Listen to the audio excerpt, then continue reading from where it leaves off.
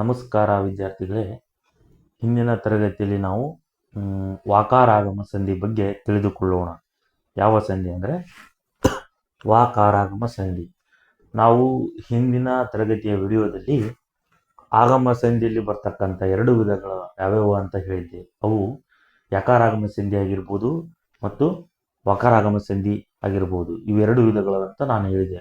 ಅದರಲ್ಲಿ ನಾನು ಈಗಾಗಲೇ ಯಕಾರಾಗಮ ಸಂಧಿ ಬಗ್ಗೆ ತಿಳಿಸಿಕೊಟ್ಟಿದ್ದೇನೆ. ಹಾಗಾಗಿ ಹಿಂದಿನ ತರಗತಿಯಲ್ಲಿ ನಾವು ವಕಾರ ಆಗಮ ಸಂಧಿ ಬಗ್ಗೆ ತಿಳಿದುಕೊಳ್ಳೋಣ.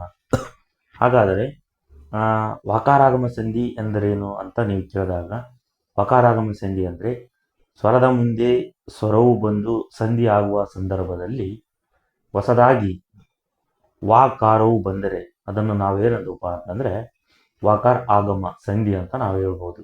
ಏನಂತ ನಾವು ಇಲ್ಲಿ ವಿವರಣೆ ಆಗಿ ಬರೆಯೋಣ.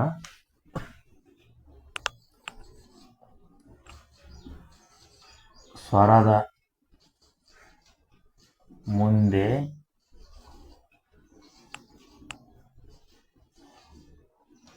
ಸ್ವರವು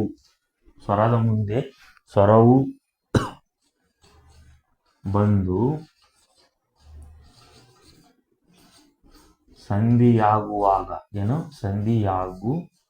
ಸಂಧಿಯಾಗುವಾಗ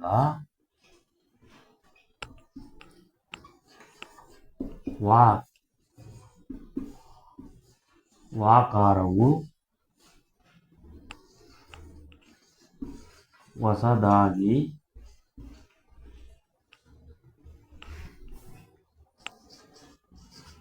ಬಂದರೆ ಅದನ್ನು ನಾವೇನಂತೀವಪ್ಪ ಅಂದರೆ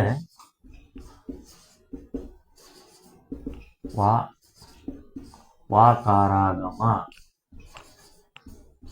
ಸಂಧಿ ಎನ್ನುತ್ತೇವೆ.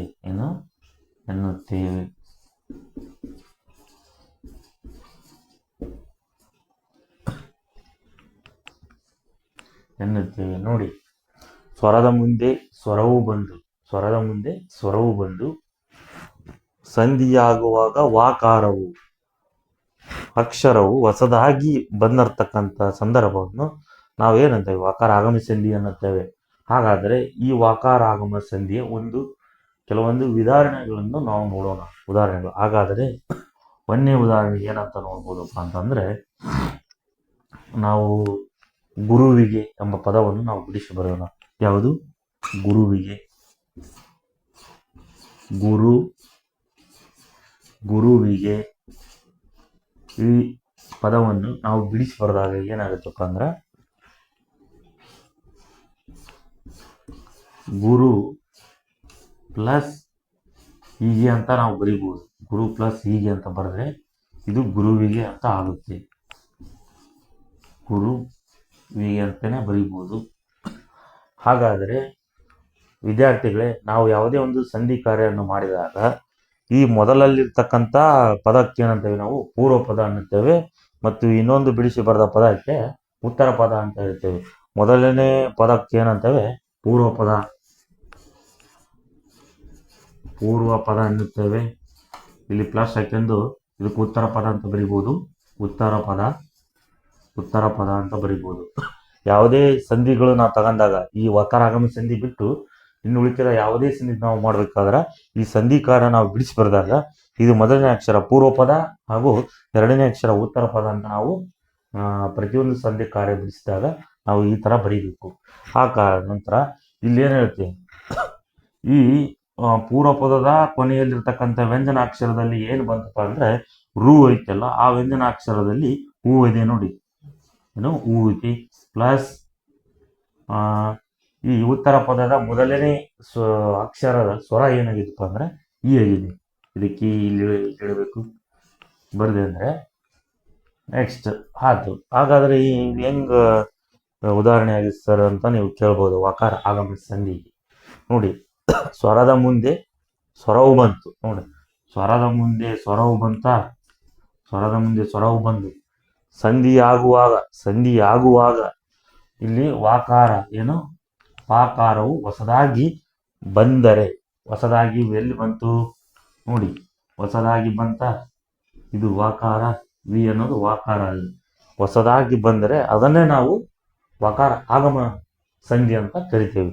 ಇದು ನೋಡಿ, ಇಲ್ಲಿ ಪೂರ್ವ ಪದದಲ್ಲಿರ್ತಕ್ಕಂಥ ಕೊನೆಯ ಸ್ವರ ಹೂ ಆಗೈತಿ ಪ್ಲಸ್ ಈ ಆಗೈತಿ, ಇವೆರಡೂ ಸ್ವರಗಳಾಗ್ಯವು. ಈ ಸ್ವರಗಳನ್ನು ಎರಡನ್ನೂ ಬಿಟ್ಟು ಹೊಸದಾಗಿ ಯಾವ್ದು ಬಂತು? ಅದು ವಿ ಬಂತು. ಹಾಗಾಗಿ ನಾವು ಇದನ್ನು ವಕಾರ ಆಗಮ ಸಂಧಿ ಅಂತ ನಾವು ಕರಿಬೋದು. ಹಾಗಾಗಿ ಇದನ್ನ ಎರಡನೇ ಉದಾಹರಣೆ ನಾವು ನೋಡುವುದಾದ್ರೆ ಜಯವನ್ನು ಅಂತ ನಾವು ಹೇಳ್ಬೋದು. ಯಾವುದು?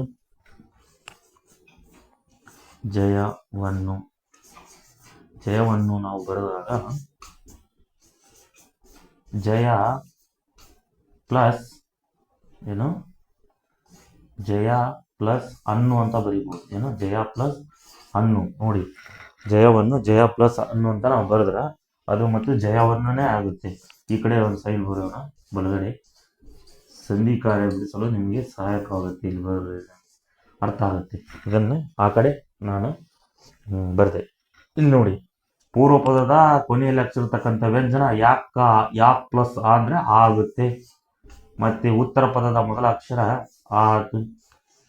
ಹಾಗಾಗಿ ನೋಡಿ, ಸ್ವರದ ಮುಂದೆ ಸ್ವರವು ಬಂದು ಸಂಧಿ ಆಗುವ ಸಂದರ್ಭದಲ್ಲಿ ಹೊಸದಾಗಿ ಯಾವ್ದು ಬಂತು?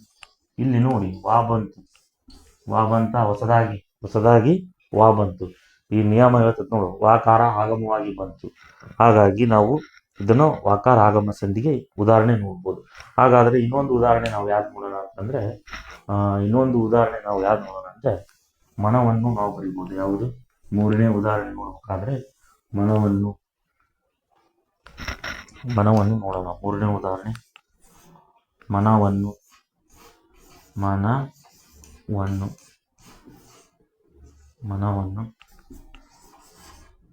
ಮನ ಪ್ಲಸ್ ಅನ್ನು ನೋಡಿದಾಗ ಮನ ಪ್ಲಸ್ ಅನ್ನು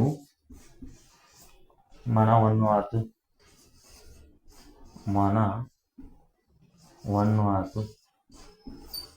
ಮನವನ್ನು ನೋಡಿ, ಇಲ್ಲಿ ಯಾವುದು ಬಂತು? ಸ್ವರ ಪೂರ್ವ ಪದದಲ್ಲಿ ಪರಾಕ್ಷರ ನಾ ವ್ಯಂಜನದಲ್ಲಿ ಆ ಬಂತು ಪ್ಲಸ್ ಆ ಅಂತ ನಾವು ಹೇಳ್ಬೋದು. ಈ ಸ್ವರದ ಮುಂದೆ ಸ್ವರವು ಬಂದು ಸಂಧಿ ಆಗುವ ಸಂದರ್ಭದಲ್ಲಿ ಯಾವುದು ಬಂತು? ವಾ ಹೊಸದಾಗಿ ಬಂತಲ್ಲ. ಹಾಗಾಗಿ ಇದನ್ನು ನಾವು ಏನಂತೇವೆ? ವಕಾರ ಆಗಮ ಸಂಧಿ ಅಂತ ಹೇಳ್ಬೋದು. ಇವು ನಮ್ಮಲ್ಲಿರ್ತಕ್ಕಂಥ ವಕಾರ ಆಗಮ ಸಂಧಿ ಕೆಲವೊಂದು ಉದಾಹರಣೆ ಆಗಿರ್ಬೋದು. ಹಾಗಾಗಿ ನಾವು ಮುಂದಿನ ತರಗತಿಯಲ್ಲಿ ಇನ್ನೊಂದು ಸಂಧಿಯ ಬಗ್ಗೆ ತಿಳಿದುಕೊಂಡು ಬರೋಣ. ಹಾಗಾಗಿ ಎಲ್ಲರಿಗೂ ಧನ್ಯವಾದಗಳು.